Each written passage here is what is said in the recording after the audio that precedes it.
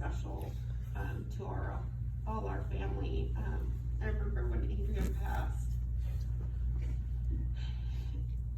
the house was really gloom, dark, and I think we must have watched a blank TV for hours and just sat there, and we were just in shock. And then we started our mourning process, and we were lost without him. And I don't know why it popped up into my head, or Dan Ford, I used to work with him at Christus, and he wasn't just a boss or a coworker. I worked at Christus for over 5 years, and I really developed, I think, a really good relationship with Dan, and I just loved, and I continue to love the way he expresses himself and makes things just feel so much more peaceful. And my sister and my mom, and obviously all of us were out. I couldn't hold it much longer, and I needed support, and I reached out to Dan, and I asked if he could possibly give us some words and prayers over our family, and he didn't think twice. He said, "Tell me what time I will call you." And we called, and he prayed over us, and it was amazing, because Dan did not know Adrian, and I think I may have mentioned it to you about his cancer, but he didn't know him at all, because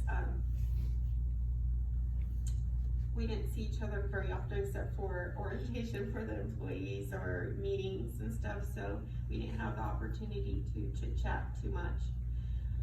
But I sent him a picture of Adrian and just let him know, who he was, or showed him who he was, and he just started to say the kindest things about him without knowing him, just saying how his smile kind of projected this, I don't even remember the words, Dan, I'm so sorry, but that he doing just fine, Susan.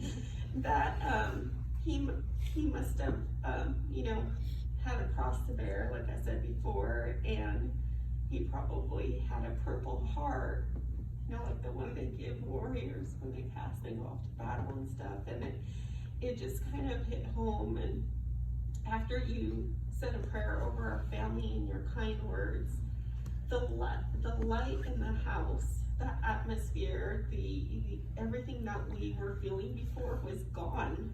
It was a sense of peace, of knowing that we needed to let him be where he needed to be, because that was his mission, and that he had touched so many lives.